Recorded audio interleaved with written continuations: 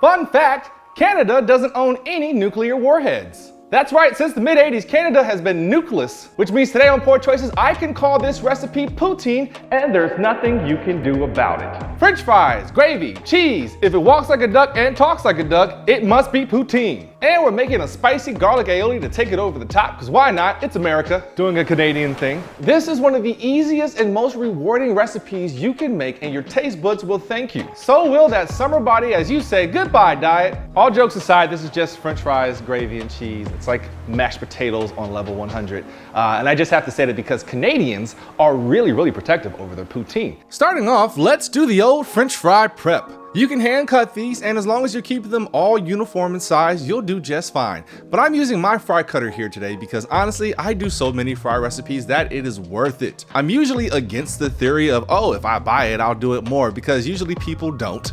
Look at all the abandoned hobbies from the pandemic. But with the French fry cutter, it really is worth its weight in golden French fries. So I'm sending a couple of clean russet potatoes through and then immediately putting them in some water to soak for at least 30 minutes. This will wash off the starch and keep them from browning. You can also soak these as long as overnight, but we want fries today, so it's a 30-minute bath instead. While those are soaking, we're going to make our spicy garlic aioli, and don't worry, it's actually not that spicy, though it can be if you'd like it. We'll need a cup of mayo, and to that we'll add 3 or 4 cloves of garlic that have been minced, and use the real stuff here, save the jarred garlic for something else. We really want the taste of fresh garlic. We'll also add 1 tablespoon of fresh squeezed lemon juice, 1 tablespoon of Dijon mustard, 1/3 teaspoon of cayenne pepper, and this is where you can determine if you want it hotter or not. If you're worried about it being too hot, start with 1/4 teaspoon of cayenne pepper, and then when everything's mixed together, give it a taste. If it's not too hot, maybe add in another pinch. Otherwise, this 1/3 teaspoon is good. We're also going to add in 1/3 teaspoon of garlic powder to really punch up that garlic taste, and 1/4 teaspoon each of salt and pepper.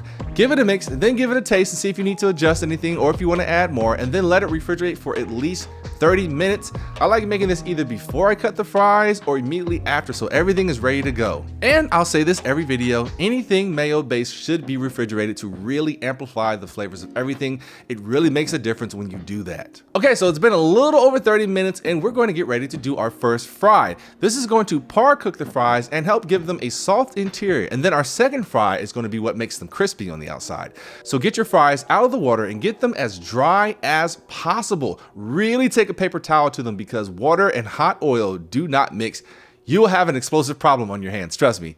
So get them dry and then get your fryer, whether it be a deep fryer like I have here or a pot of oil, get it up to about 325 degrees. And then we'll place our dry fries into the hot oil for about 7 minutes. Now, because I'm using a deep fryer, it regulates and keeps the oil at the same temperature even when I drop things in.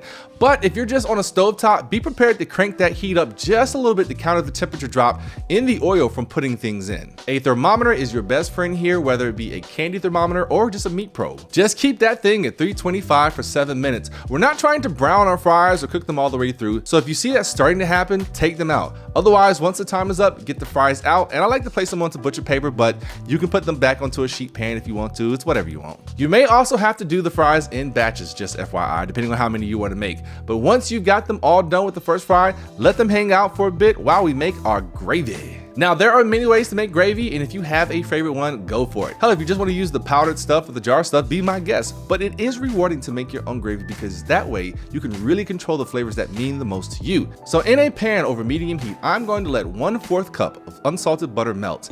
And if you've never noticed, the butter wrapper has markings on it for tablespoons and cups, so don't worry about breaking out your measuring utensils here. Let that butter melt, and then we'll add in 1/3 cup of all-purpose flour. Whisk that together until it forms a paste, and we cook off that raw flour smell and taste. You'll notice it turns from that flour smell to a more pleasant nutty smell. Then we can add in our 2 3/4 cup of beef broth. If you want to make your own beef broth, definitely do it because it's going to taste so much better. But if you're going to use the box stuff, just make sure it's a good quality one because this is the main ingredient here. I pour in a little bit at a time and continuously whisk to keep the lumps from forming and to let each pour kind of thicken a bit before pouring more. So maybe I was doing like half half a cup at a time. Once all of it has been poured in, let it simmer and keep whisking while we add in a few other things, like 1 teaspoon of Worcestershire sauce. I'm gonna get that right one day.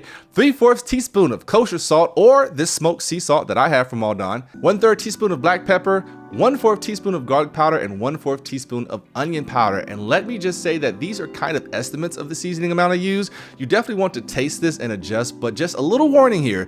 Be cautious on going too heavy with the salt, because we will be salting our fries. Our spicy garlic aioli has some salt in it, and then our cheeses have salt. So you don't want to go overboard with salt and everything, otherwise it's going to lead to just one giant salty dish. Let that gravy simmer and thicken to your desired consistency, and then take it off the heat and cover it to keep warm, because it's second fry time. Get that oil now up to 375, and once it's there, put your fries in and cook for another 5 minutes or so, or until golden brown.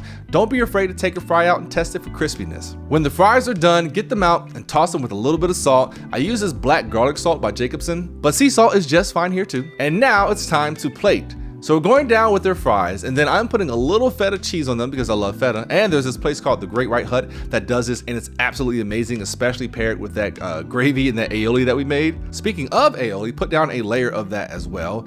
Then our delicious gravy all over it. Get it everywhere, baby. And then this is where I implemented a kitchen pivot. Not a hack, because hacks make life easier. A pivot is when you discover that you've done something stupid and now you've got to fix it. So I've got some white American cheese here because I just thought it would be hilarious to put American cheese on a Canadian dish.